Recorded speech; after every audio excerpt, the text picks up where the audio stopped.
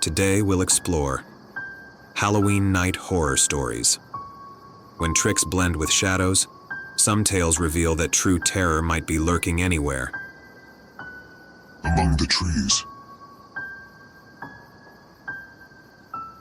I should never have tried to contact him that Halloween night. What appeared was not him, and now I can't escape what I brought back with me. When my brother died last year, I didn't get the chance to say goodbye. It was something I hadn't been able to move past. I had heard of a fortune teller who, they said, could communicate with the other side, but only on Halloween. It took me weeks to make up my mind, and when I finally dared, that October night had already arrived. The fortune teller lived on the outskirts of town, right at the edge of the forest. The place was surrounded by tall trees, which, for some reason, seemed darker that night, lit only by the full moon. When I entered, the atmosphere in her small cabin was suffocating. The air was thick with the scent of heavy incense, and several candles flickered on the table. She looked at me in silence as I sat down. Tonight, the veil is thin, but that also means you can't always control what crosses over.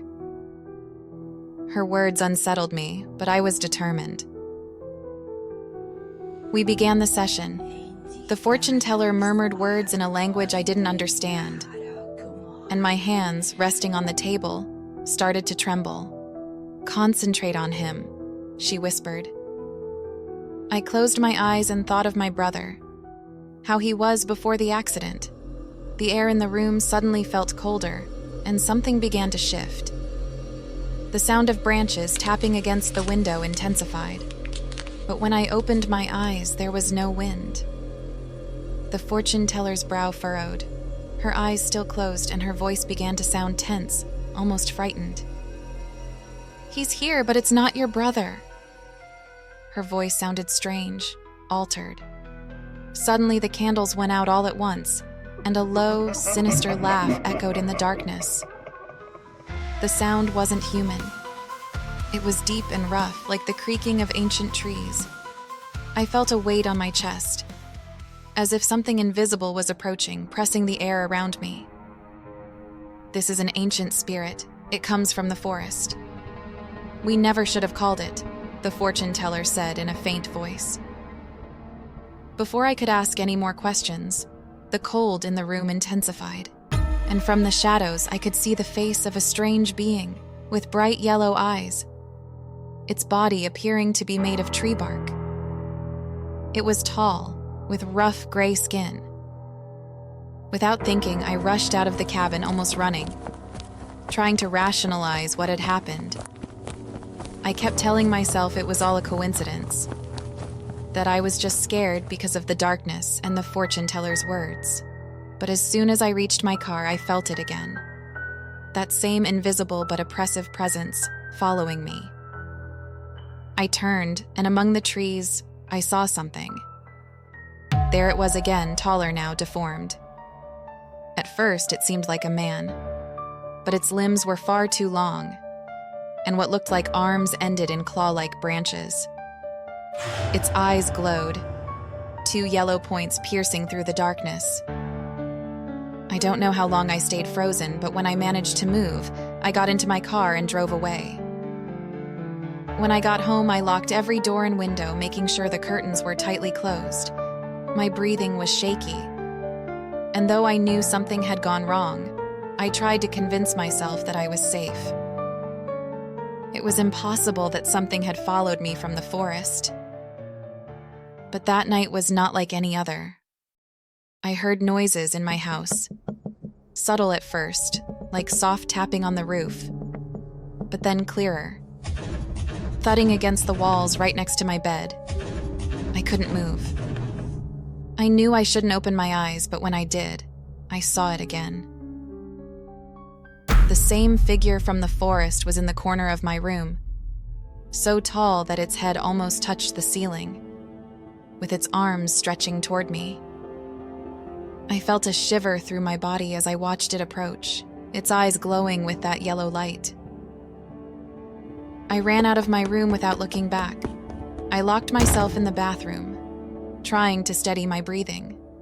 In the distance, I could hear the crackling of branches, as if something gigantic was moving through the trees in the forest, closer and closer. I turned off all the lights, thinking that maybe it wouldn't find me like this. But I could hear the echo of those steps approaching, resonating through the walls. Heavy and solid thuds, as if the shadows themselves were bringing it closer. I thought the dawn would save me, but it didn't. That feeling of being watched has never completely left me. Now, every time night falls, I feel that something is waiting for me outside, at the edge of the forest. I can't see it, but I know it's there, waiting. The forgotten house. The house at the end of the neighborhood looked abandoned, but once we crossed the doorway and saw him, we knew that whoever was inside would never let us leave. Since we were little, my sister Julie and I had heard a legend that circulated in our neighborhood. Everyone talked about the house at the end of the street, the one that was always dark, with closed curtains and an overgrown yard. No one had ever seen its occupants, but it was said that on Halloween, if you knocked on the door, you'd get the best candy in the neighborhood. Oddly, though, no one ever actually talked about having received any. That year, Julie and I were 10 and 12, so we decided to try our luck. We made our rounds collecting candy at the other houses, but our attention kept returning to the house at the end of the street. Before heading home, filled with a mixture of bravery and nerves, we walked up to the door. The path was dark, the streetlights didn't reach that far, and everything felt eerily silent. We moved toward the door. I raised my hand and knocked 3 times. The sound echoed against the old wood, and for a moment, nothing happened. Then, the door creaked and slowly opened, its hinges squealing in a way that sent chills down our spines. We stepped into a dusty entryway, where the air smelled of dampness and something I couldn't identify. The silence was suffocating, as if the whole place had been empty for a very, very long time. I looked at Julie, her eyes reflecting the same fear I felt, but we kept moving forward, as if we had no choice. At the end of the hallway, we found a wooden staircase. We exchanged a look, hesitating for a second.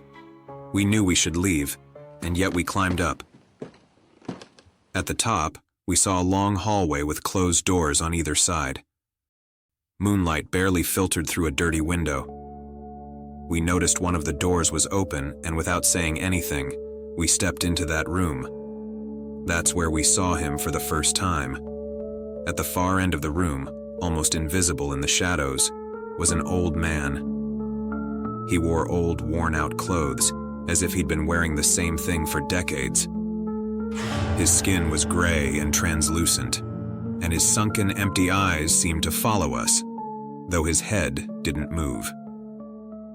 His disfigured mouth opened slowly in what looked like a terrible grin, revealing yellowed, worn-down teeth. The room grew colder by the second, and a barely audible whisper began to fill the air. "You shouldn't have come." The old man's voice echoed in our heads, though his lips didn't move. Julie clutched my arm so hard her nails dug into my skin. Then, the old man started to move toward us, his steps slow and heavy. I don't know how, but we managed to get out of the room and reach the hallway. I looked at Julie. She couldn't move. I tried to step toward her, but my legs were trembling too much, and I couldn't move either. An indescribable coldness took over my body, as if something were draining my energy. Then I heard Julie scream, and it snapped me out of it. We turned and ran down the hallway, racing down the stairs as fast as we could. We crossed the entryway to the front door, but when I tried to open it, it was locked. At that moment, I felt the icy air behind me. The old man was only a few feet away, moving slowly, with that twisted smile and his empty eyes fixed on us. began pounding on the door with all her might, desperate, until it finally gave way and opened. We bolted out without looking back, hearts pounding. I don't know how far we ran. I just remember we didn't stop until we got home. We rushed inside and slammed the door behind us, but we both felt like something had followed us. That Halloween night was the last time we went trick-or-treating. We never told anyone we went inside that house, but every time I pass by it, I can't shake the feeling of those empty eyes watching me, and when I close my eyes, I see that horrible grin, as if it's just waiting for the right moment to open that door again. The abandoned church. I should never have entered that abandoned church on Halloween. That thing I saw there followed me home and has never left. I was 16, and as usual with my group of friends, we decided to spend Halloween night doing something exciting. Someone mentioned the abandoned church on the outskirts of town, so we decided to spend the night there. We were driving, and on the way, my friends joked about the legends surrounding the place. It was said that the former priest had gone mad, that the masses had stopped because of strange incidents. When we arrived, the church was in ruins. Its structure seemed to claw at the dark sky, and the windows, broken and covered in dust, faintly reflected the light of our flashlights. Even before we went inside, I could feel something wasn't right about the place, but I didn't say anything. While the others dispersed, checking out the fallen pews and decaying confessionals, I moved closer to the altar. The walls were covered in strange marks, like deep scratches in the stone, and a cold sensation settled in my chest. There was no wind, but I felt a chill at my back. I turned around quickly, but saw nothing. Just the echo of my friend's laughter reverberating through the emptiness. Then, a dark shadow crossed my vision. It was so fast I dismissed it as my imagination. I thought maybe my friends were playing a prank on me. I called out their names, but no one responded. Suddenly, the candles I had found on the altar lit up by themselves. No one was near them. I froze. It was impossible. I tried to scream, but my throat wouldn't make a sound. And then I heard it. A whisper, low, as if someone was right behind me.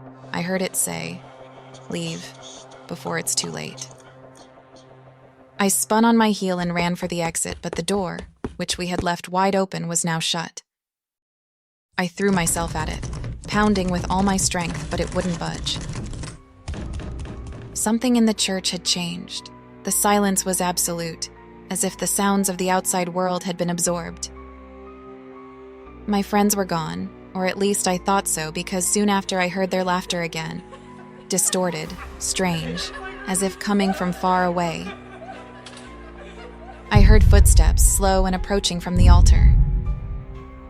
I didn't want to look. I knew if I did, something indescribable would be waiting. But the sound kept coming, closer and closer. In the end, I couldn't resist. I slowly turned my head and saw it. A figure standing there. Tall, with its silhouette draped in a worn-out cloak, its face hidden beneath a hood. I couldn't see its eyes, but I felt its gaze pierce through me. I tried to move, but my body wouldn't respond. I felt its steps coming closer, and I could see the candlelight flickering. When the figure was just a meter away, it extended a hand, reaching for me. Its hand was bony, covered in grayish, cracked skin. I felt the door behind me, still closed, and I was desperate to escape. But just before its hand could touch me, the door swung open, and I bolted out. When the cold night air hit my face, I could breathe again, and as I looked back, the church seemed darker than I remembered. My friends were standing there outside, staring at the entrance with pale faces, as if they had seen something they couldn't process. "Where were you?" they asked me. I had no words. I didn't know if they had seen the same thing, but their eyes mirrored the terror I felt. I ran to them without looking back, and we got into the car immediately, heading back to town. No one spoke on the way. Once we got to town, we stayed in the square trying to understand what we had seen in that church. After a while, we each went home. Once at home, I went to my room, but I couldn't sleep that night. I still felt like something had followed me home. It's been years since that night, and to this day, I haven't been able to go near that abandoned church again. I'm certain that if I pass by, I'll see it again, with its empty face and gray hand reaching out to take me with it. That image haunts me every time I close my eyes.